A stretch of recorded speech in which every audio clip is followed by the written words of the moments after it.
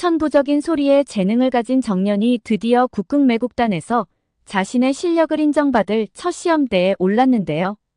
과연 시기와 질투를 한 몸에 받고 있는 그가 어떻게 방자를 자신 것으로 소화할지 몹시 기대가 됩니다. 뭐 아니면 도가 아닐까 싶은데요. 배역을 제대로 소화하지 못해 망신당하며 매장되던가 자신만의 방자를 완벽하게 소화해 모두에게 실력을 인정받는 것이죠. 사실 후자는 정말 쉽지 않은데요. 왜냐하면 국극 무대에 처음 서보는 정년이에게 노래는 자신 있지만 연기와 안무는 너무나 생소한 분야이죠. 게다가 국극매국단 내에서도 모두가 인정하는 허영서와 함께 무대를 꾸며야 하는데요. 이몽룡과 방자역으로 누가 봐도 비교될 수밖에 없는 상황인 것이죠. 하지만 역으로 위기를 기회로 만들어버린다면 상황은 완전히 달라집니다.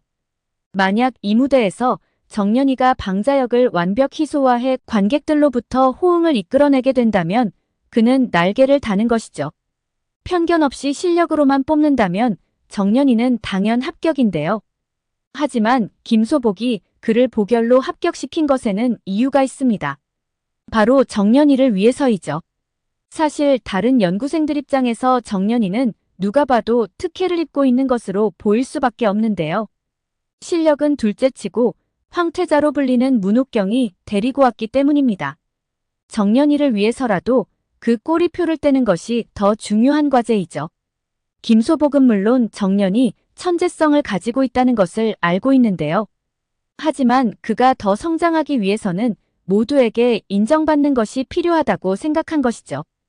연구생 첫 수업에서 허영서와 정년이를 나란히 세워 노래를 부르게 한 것도 바로 이러한 이유이지 않을까 싶은데요. 정년이 노래 실력을 보여주기 위해서이죠.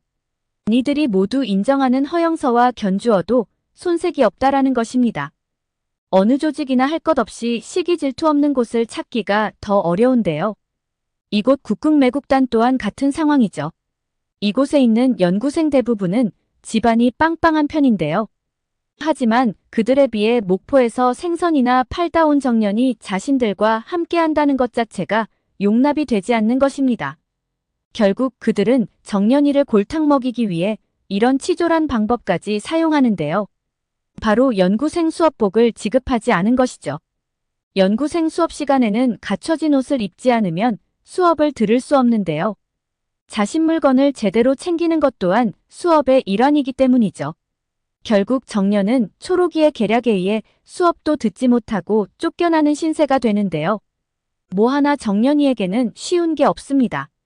정년이 캐릭터의 가장 큰 장점은 바로 이것인데요. 비록 가난하고 가진 것 없지만 누구보다 밝고 씩씩하다는 것입니다. 웬만한 고난에도 좌절하지 않고 긍정적으로 나아가는 성격이죠. 어쩌면 이후 자신을 괴롭히는 초록 멤버들을 자신 편으로 만드는 것 또한 이러한 성격 덕분이지 않을까 싶습니다. 메란 국극단에서 정년이 편이 되어주는 유일한 한 사람이 있는데요. 바로 홍주란입니다. 그는 자신과 반대되는 성격을 가진 정년이를 무척이나 좋아하고 따르죠.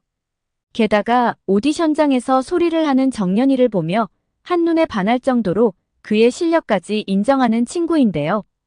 그는 자신은 여자 역할로 정년이는 남역으로 한 무대에 서자며 정년이를 보며 자신의 꿈까지 키워나갑니다. 사실 허영서가 정년이에게 방자역을 맡긴 이유는 따로 있는데요.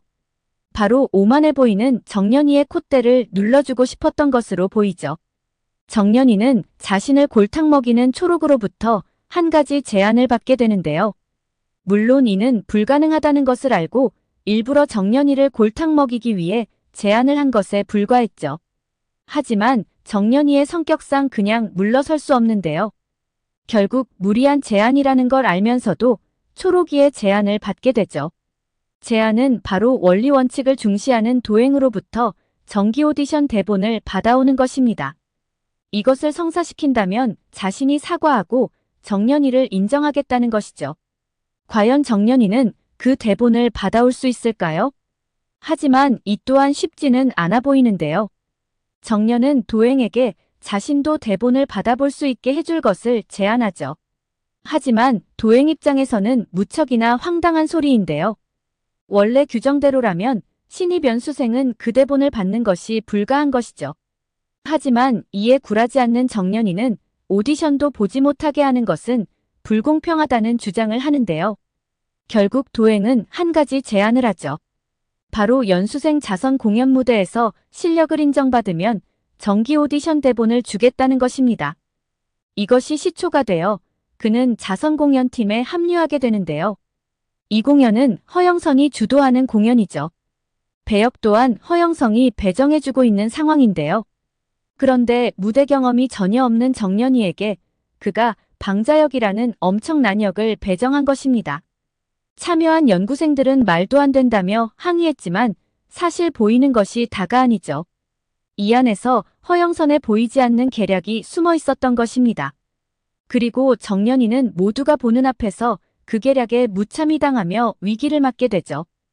허영선 또한 대놓고 정연이 실력을 폄훼하며 그를 무시하기 시작하는데요.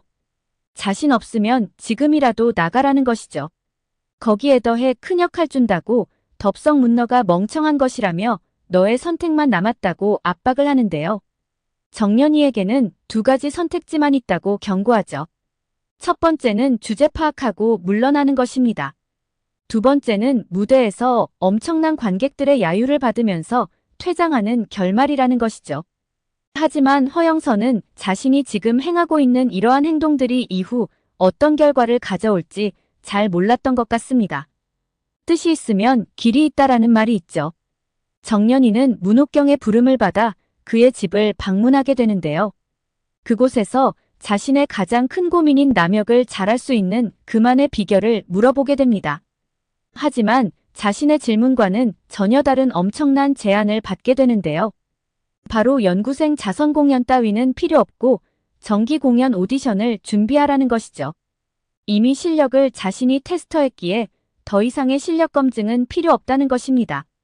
그리고 자신을 따라 지름길로 성공을 향해 나아가라는 솔깃한 제안을 하죠. 과연 정연이는 어떤 선택을 하게 될까요? 또 문옥경은 왜 정연이에게 이런 제안을 한 것일까요? 사실 문옥경은 자신을 대신할 후계자를 키우고 싶어 하는데요. 그리고 이에 안성맞춤이다 싶은 사람이 정연이었던 것이죠. 강소복말대로 그는 한 번도 누군가를 개인적으로 가르친 적이 없는데요. 그런 그가 정연이를 직접 레슨을 했다는 것은 그만큼 자신의 후계자로서 가능성이 보였기 때문이죠. 이 말인즉슨 현재의 허영서보다 정연이에게서 그 가능성이 더 보였던 것이 아닐까 싶습니다. 그리고 반복되는 일상의 무료함을 견디지 못하는 문옥경은 정연이를 키워 후계자로 만들고 자신은 새로운 업에 도전을 하려는 것으로 보이는데요. 바로 영화 산업이죠.